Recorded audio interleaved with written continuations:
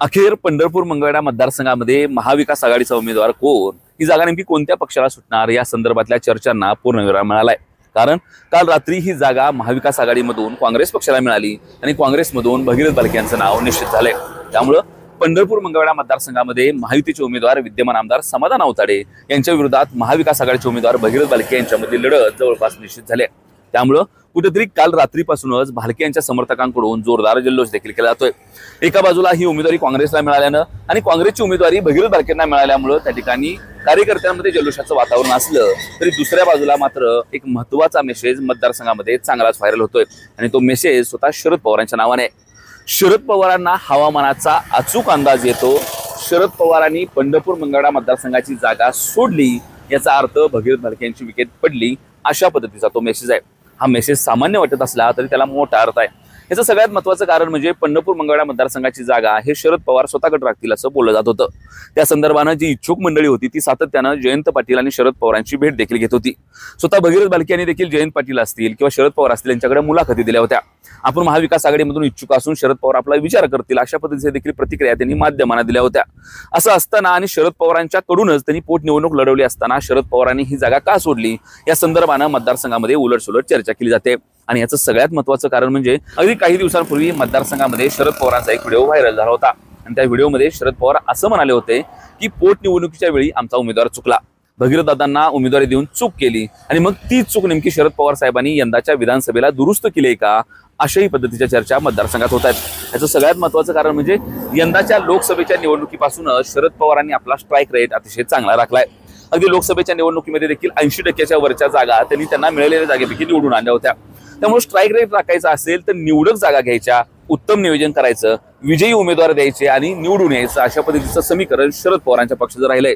परंतु जर तसं होत नसेल तर मग ती जागा मित्र पक्षाला सोडायची आणि दुसरी जागा आपल्याला मिळवायची, हे शरद पवारांचं गणित राहिलंय। पंढरपूर मंगळवेढा मतदारसंघामध्ये देखील शरद पवारांनी तेच केलंय का, अशा पद्धतीच्या शंकेला वाव आहे। कारण अगदी काही दिवसांपूर्वी इथं त्या ठिकाणी भालके आणि परिचारकांच्या मध्ये त्या ठिकाणी कुठेतरी सूत जुळल असं बोललं जात होतं, परंतु प्रत्यक्षात मात्र वरिष्ठांनी मनधरणी केली आणि पुन्हा एकदा परिचारक हे अवताडेंच्या सोबत खंबीरपणानं उभा राहिले।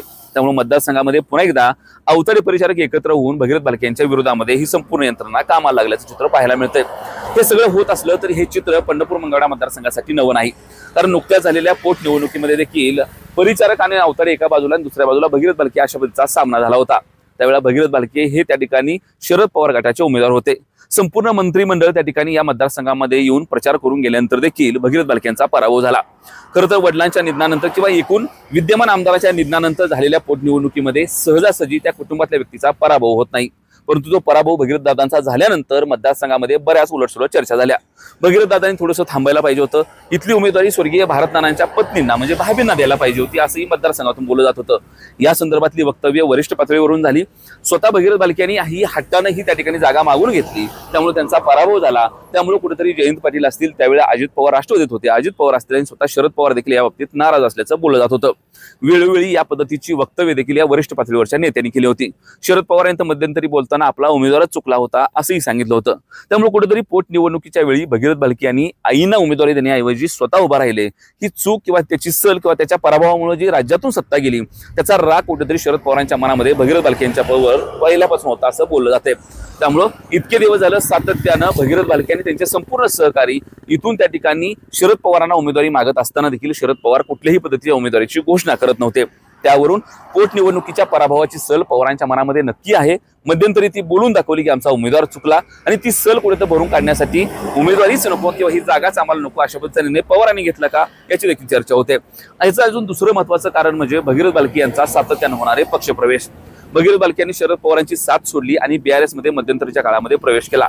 या BRSच्या प्रवेशाच्या वेळेला भगीरथ बालके यांचं भाषण चांगलंच गाजलं। त्यामध्ये त्यांनी असं म्हटलं होतं की माझ्या वडिलांच्या निधनानंतर माझ्या पक्षातील लोकांनी ज्यांनी मला जास्त लक्ष द्यायला पाहिजे होतं किंवा मदत करायला पाहिजे होती त्यांनी तितकंसं लक्ष दिलं नाही, त्यामुळे त्या ठिकाणी माझा पराभव झाला। किंवा कारखान्याच्या बाबतीत देखील त्यांनी तेच म्हटलं होतं। कारखान्यामध्ये मी सातत्यानं माझ्या वरच्या नेत्यांना कारखान्यासाठी पैसे मागत होतो, परंतु त्यांनी मला पैसे उपलब्ध करून दिले नाहीत, हाही आरोप त्या ठिकाणी भगीरथ बालके यांनी केला होता। त्यामुळे कुठेतरी भगीरथ बालके हे देखील शरद पवारांवर नाराज आहेत अशी चर्चा होती। शरद पवार त्यांना उमेदवारी देऊन फसलेत असं बोललं जात होतं। त्यामुळे कुठेतरी शरद पवार आपलीही तुतारीची माळ भगीरथ बालके यांच्या गळ्यामध्ये टाकतील याची कुठल्याही पद्धतीची शंका किंवा अशा पद्धतीची कुठल्याही पद्धतीची शक्यता मतदारसंघामध्ये नव्हती। त्यामुळे अखेर जर उमेदवारी द्यायची वेळ आली आणि ती भगीरथ बालकेंनाच द्यावी लागली तर आपल्याला ही जागाच नको असं म्हणत शरद पवारांनी ही जागा काँग्रेसला सोडली का अशाही चर्चांना मतदारसंघामध्ये उधाण आलंय। खरं तर पंढरपूर मंगळवेढा मतदारसंघामध्ये शरद पवारांना मानणारा मोठा वर्ग आहे। ही जागा जरी काँग्रेसला सुटली असली आणि महाविकास आघाडी म्हणून शरद पवार आणि संपूर्ण काँग्रेस एकत्र जरी असलं तरी शरद पवारांच्या तुतारी चिन्हावरचा उमेदवार आणि इतर उमेदवार यामध्ये चांगला फरक पडणार आहे। मंगळवेढा भागामध्ये शरद पवारांची फॅन फॉलोईंग मोठे, अगदी पंढरपूर मंगळवेढा मतदारसंघामध्ये शरद पवारांच्या विचारावर चालणाऱ्या काही गावामधला वर्ग आहे। हा वर्ग शरद पवारांचा उमेदवार असेल तर पाठीमागे खंबीरपणाने उभा राहतो। पवारांनी दगड दिला तर आम्ही त्यांच्या मागे खंबीरपणाने उभा आहे ही भावना पंढरपूर मंगळवेढा मतदारसंघामध्ये अनेक वेळा बोलून दाखवली जाते। अर्थात हे असलं तरी पंढरपूर मंगळवेढा मतदारसंघामधली निवडणूक ही पक्षापेक्षा गटावर जास्त होते हे आपण कायमच म्हटलंय। जे वातावरण माड्यात ते वातावरण पंढरपूर मंगळवेढ्यामध्ये नसतं हे आपण अनेक वेळा सांगितलंय। त्यामुळे कुठेतरी उमेदवारीचा पक्ष जरी महत्वाचा ठरत नसला तरी शरद पवार हे नाव सध्या महाराष्ट्रात महत्वाचं ठरतंय आणि त्या शरद पवारांनी भगीरथ बालकेंना उमेदवारी का दिली नाही याबद्दलच्या चर्चांना उधाण आले। खरं तर पंढरपूर मंगळवेढा मतदारसंघामध्ये 2 दिवसापूर्वी परिचारक आणि अवताडे एकत्र झाले। पोटनिवडणुकीच्या वेळेसारखी परिस्थिती पुन्हा एकदा आली, परंतु पोटनिवडणुकीच्या नंतर बरीच गणितं पंढरपूर मंगळवेढा मतदारसंघामध्ये बदललेली दिसत आहेत। परिचारकांचा संपूर्ण गट त्यावेळेला जशी मदत केली त्या ताकदीने अवताडेंना मदत करणार का अशा पद्धतीची एक बाजूला शंका असताना दुसऱ्या बाजूला ज्या पद्धतीचं वातावरण पोटनिवडणुकीला भगीरथ बालकेंना होतं ते आता आहे का अशाही पद्धतीची चर्चा आहे। सगळ्यात महत्त्वाचं कारण म्हणजे पोटनिवडणूक झाली आणि भगीरथ बालकेंना लाखांच्या वर मतं मिळाली त्यावेळेला सगळ्यात महत्त्वाची गोष्ट जर काय असेल तर ती होती स्वर्गीय भारतनाना भालके यांच्या निधनाची सहानुभूती। यंदाच्या निवडणुकीमध्ये भगीरथ बालके यांच्या सोबत ती सहानुभूती नसणार आहे। नानांच्या नंतर नानाच्या मुलाला आमदार केलं पाहिजे हे वातावरण पोटनिवडणुकीमध्ये होतं। पोटनिवडणुकीमध्ये नानांच्या बद्दलची सहानुभूती भगीरथ बालकेंना मिळाली, परंतु पुन्हा ती सहानुभूती मतदारसंघामध्ये मिळणार नाही हे मात्र निश्चित आहे। कारण लोक एका वेळेला सहानुभूतीवरून विचार करतात, दुसऱ्या वेळेला मात्र बऱ्याच मुद्द्यांचा विचार केला जातो। त्यामुळे यंदा ती सहानुभूती सोबत नाही। दुसऱ्या बाजूला पोटनिवडणूक लढवली त्यावेळेला त्यांच्यासोबत विठ्ठल सहकारी साखर कारखाना होता आणि विठ्ठल सहकारी साखर कारखान्याच्या यंत्रणेला ही निवडणूक कशी लढायची हे चांगलंच माहित होतं। परंतु आता तो कारखाना आणि ती यंत्रणा अभिजित पाटलांकडे आहे आणि अभिजित पाटील कुठल्याही परिस्थितीमध्ये भगीरथदादांना मदत करणार नाहीत हे निश्चित आहे। कारण भगीरथ बालकेंना मदत केली, भगीरथ बालके आमदार झाले आणि आमदार म्हणून निवडून आले तर पुन्हा एकदा विठ्ठल कारखाना घेतील अशा पद्धतीची भीती संपूर्ण पाटील गटामध्ये। त्यामुळे अभिजित पाटलांचा गट ना मतदानामध्ये ना यंत्रणेमध्ये भगीरथ बालकेंना मदत करणार आहे। त्यामुळे जर एकूण बघितलं तर पोटनिवडणुकीच्या वेळेची सहानुभूती आता नसणं, विठ्ठल सहकारी साखर कारखान्यासारखी यंत्रणा नसणं यामुळे भगीरथ बालकेंना बरंच जड जाणार आहे। आणि त्या सगळ्या सोबतच मंगळवेढा भागामध्ये आणि पंढरपूरमध्ये समाधान अवताडे यांनी भगीरथ बालके यांचा बराच गट तोडून नेलाय। विकास कामं असतील किंवा आडल्या नडलेले प्रश्न असतील या कामाच्या जोरावर गावोगावचा भालकेंचा गट 5, 50, 100 मतांनी अवताडेंनी तोडून नेलाय। त्यामुळे कुठेतरी ते गट देखील कसा भरून काढणार, गावागावातल्या नेतृत्वाला पुन्हा कशी उभारी देणार अशा पद्धतीचा प्रश्न भगीरथ बालके यांच्या पुढे आहे। त्यासोबतच सगळ्यात महत्त्वाची गोष्ट म्हणजे आता निवडणुकीला अवघे 20-25 दिवस उरलेत। या 20-25 दिवसामध्ये राहिलेली सगळी यंत्रणा पणाला लावायची आहे। या 20-25 दिवसामध्ये पलीकडच्या बाजूनी जवळपास सगळी तयारी झाली आहे आणि भगीरथ बालके मात्र सातत्यानं तिकिटासाठी किंवा उमेदवारीसाठी त्या ठिकाणी पुण्या मुंबईमध्ये अडकून होते। त्यामुळे ती तयारीचं काय करणार हा देखील सगळ्यात महत्त्वाचा प्रश्न या मतदारसंघामध्ये जाणवतोय। त्यामुळे कुठेतरी सातत्यानं भगीरथ बालके यांच्या माती त्या ठिकाणी अडचणीचा पाडा दिसतोय। हे सगळं होत असलं तरी निवडणुकीला अजून 20-25 दिवसाचा टाइम आहे।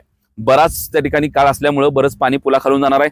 लोक काय विचार करणार आहेत, अवताडे आणि परिचारकांचा गट एकत्रित मिळून कशा पद्धतीने काम करणार आहे, भालकेची यंत्रणा कशी कामाला लागते, लोकांचं म्हणणं काय, शरद पवार इथं असणं आणि शरद पवारांचा उमेदवार इथं नसणं याचा काय परिणाम पडणार का, या बऱ्याच गोष्टीवरून निवडणुकीचा निकाल त्या ठिकाणी ठरणार असला तरी हे मात्र निश्चित आहे की काल महाविकास आघाडीची जागा काँग्रेसला जाहीर झाली आणि त्या ठिकाणी काँग्रेसला जागा मिळाली असताना देखील एका बाजूला भगीरथ बालकेंचे कार्यकर्ते जल्लोषामध्ये होते आणि दुसऱ्या बाजूला मात्र मैदानावर शरद पवारांचा हा मेसेज फिरत होता की शरद पवारांना हवामानाचा अचूक अंदाज येतो। शरद पवारांनी ही जागा सोडली याचा अर्थ भगीरथ बालकेंची विकेट पडली। शरद पवारांनी ही जागा सोडून म्हटल्याप्रमाणे की जो त्यांचा व्हिडिओ व्हायरल होत होता की आम्ही भगीरथ दादांना उमेदवारी देऊन चूक केली, त्यांनी ती चूक यंदाच्या विधानसभेमध्ये दुरुस्त केली आहे का? शरद पवारांना त्यांचा स्ट्राईक रेट अतिशय चांगला राखायचा आहे। शरद पवारांना निवडलेल्या उमेदवारापैकी बहुतांश उमेदवार हे निवडून आणायचे आणि मग या उमेदवाराला जर इथं तिकीट दिलं तर भगीरथ बालके कदाचित निवडून येणार नाहीत, त्यांची तेवढी ताकद पुरणार नाही। त्यामुळे कदाचित पवारांनी इथली जागा बदलली का, काँग्रेस पक्षाकडे दिली का अशाही पद्धतीची शंका या निमित्तानं उपस्थित केली जाते। तसे मेसेज सोशल मीडियामधून फिरतायत। पोटनिवडणुकीच्या वेळेला आईना उभा करण्याच्या ऐवजी भगीरथ दादा स्वतः उभारले, ती चूक कुठेतरी त्यांच्या महागामध्ये त्या ठिकाणी अंगलट येणार आहे का? दुसरी महत्त्वाची गोष्ट म्हणजे शरद पवारांना सोडून ते BRS मध्ये गेले आणि BRS मध्ये जाताना त्यांनी शरद पवारांवर टीका केली, ते कुठेतरी त्यांच्या अंगलट येणार आहे का? आणि सगळ्यात महत्त्वाचं म्हणजे आज यंत्रणा जवळ नसणं ते कुठेतरी त्यांच्या त्या ठिकाणी अंगलट येणार आहे का? अशा बऱ्याच चर्चा बऱ्याच गोष्टी होत असल्या तरी मी म्हणालो तसं मतदारसंघामध्ये काही घडू शकतं, निवडणुकांमध्ये काही घडू शकतं. अजून निवडणुकीला 20 दिवसाचा टाइम आहे. या 20 दिवसामध्ये कोण कसा प्रचार करतो यावरून निवडणुकीचा निकाल काय असणार आहे हे अवलंबून असणार आहे. पलीकडच्या बाजूला देखील परिचारक आणि अवताडे यांना मोठं आव्हान असणार आहे. दोघांना एकत्रित येत असताना त्यांच्या कार्यकर्त्यांचं मनोमिलन करावं लागणार आहे. पाठीमागच्या 2.5 ते 3 वर्षामध्ये जे कार्यकर्त्यांमध्ये संभ्रम अवस्था तयार झाली ती मिटवावी लागणार आहे. तुर्तास तरी अर्ज भरण्यापासून परिचारक अवताडे एकत्रित असल्याचे दिसतंय. आणि जर समजा पुन्हा एकदा आता पोटनिवडणुकीसारखी निवडणूक आपल्या समोर असल्यामुळं जर त्या ठिकाणी अवताडे आणि परिचारकांचे कार्यकर्ते एक दिलानं काम करू लागले तर मात्र भगीरथ भालके यांचा या मतदारसंघामध्ये मोठ्या फरकानं पराभव होऊ शकतो. याचं सगळ्यात महत्त्वाचं कारण म्हणजे 2021च्या पोटनिवडणुकीच्या वेळेला जी परिस्थिती किंवा जी पार्श्वभूमी भगीरथ भालके यांच्या बाबतीमध्ये होती ती आत्ता नाही, अर्थात ती पलीकडच्या देखील बाजूनी असंच बरंचसं काही आहे. त्यामुळे निकाल काय लागेल, कौल काय असेल, मतदान काय होईल नंतर बघता येईल. पण तो तुर्तास तरी शरद पवारांनी ही जागा सोडून काही डाव खेळलाय का? शरद पवारांनी आपली चूक दुरुस्त केली आहे का? आणि पुन्हा पुन्हा हा मेसेज फिरतोय की शरद पवारांना हवामानाचा अचूक अंदाज येतो. पोटनिवडणुकीमध्ये कधीही त्या ठिकाणी कुटुंबातला उमेदवार पराभूत होत नाही सहजासहजी. तो पराभूत झाला याला कारण भगीरथ भालकेंच्या काही चुका ठरल्या का? त्या शरद पवारांच्या मनामध्ये आहेत का?